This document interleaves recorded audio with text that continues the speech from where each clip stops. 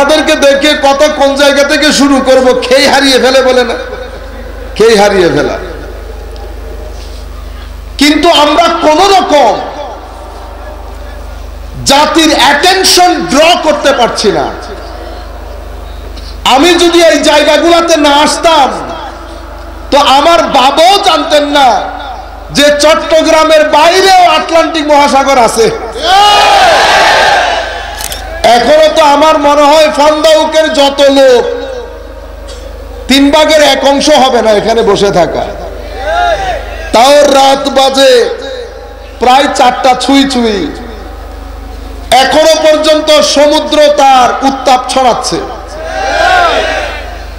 এতগুলো মানুষ, আমার পর্যন্ত চোখ বন্ধ হয়ে আসছে। সাধারণভাবে আমি 12টার পরে আর কথাই বলি না, কিন্তু আপনাদেরকে দেখে কথা কোন জায়গা থেকে শুরু করব, খেই হারিয়ে ফেলে বলে না, খেই হারিয়ে ফেলা।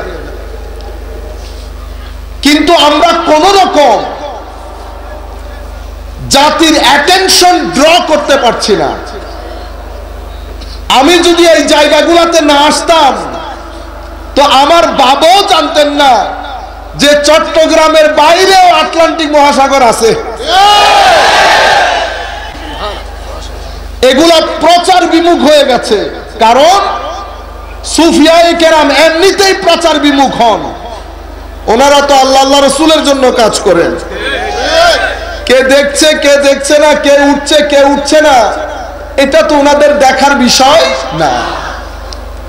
কিন্তু এখন এটা বড় জরুরি। আপনারা যতগুলো মানুষ এখানে এসেছেন, প্রত্যেক মানুষ যদি এক একজন দরবারে রাষ্ট্রদূত হিসেবে, অ্যাম্বাসেডর হিসেবে কাজ করেন, আহলে সুন্নাত ওয়াল জামাতের উপর অনেক বড় একটা এহসান হবে। তাসাউফ এবং তরিকত, আহলে সুন্নাত ওয়াল জামাত, আহলে সুন্নাত ওয়াল জামাতের আকীদা, সবকিছু বাংলাদেশের অঙ্গনে আমরা প্রপাগান্ডার শিকার হয়েছে। কিসের শিকার?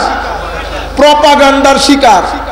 মনে রাখবেন, প্রপাগান্ডা আমাদের সমাজে নেগেটিভ অর্থে ব্যবহৃত হলেও এটা বর্তমান পৃথিবীতে একটা বড় বিজ্ঞান হয়ে গেছে, আর্ট হয়ে গেছে।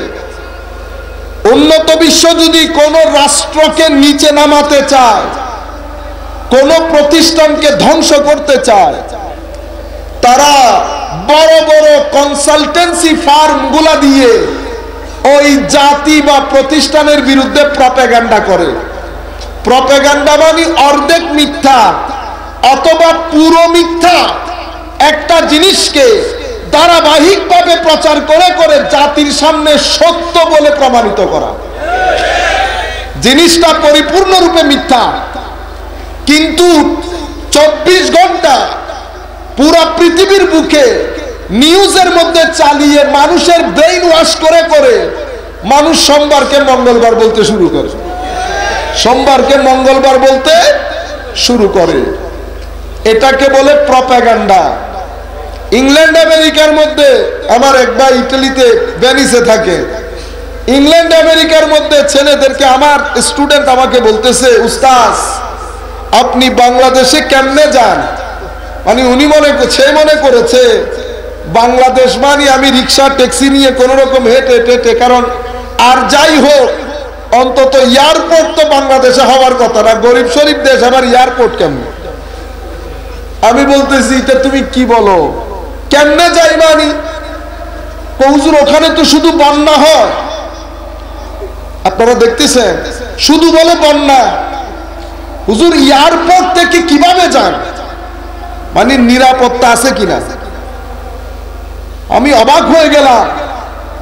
তাইলে বোঝা যাচ্ছে স্কুলের মধ্যে তাদেরকে পড়ানো হয়েছে এটা একটা গরিব দেশ, কোন রকম ঠাসা ঠুসা করে এখানে থাকি, এখানে কোনো এয়ারপোর্ট নাই। এই দেশ কিছুদিনের মধ্যে পানিতে ডুবে যাবে, এখানে শুধু বন্যা হয়। আপনারা বুঝতে পেরেছেন? এটার নাম প্রপাগান্ডা। এই প্রপাগান্ডা হলে কি হয়?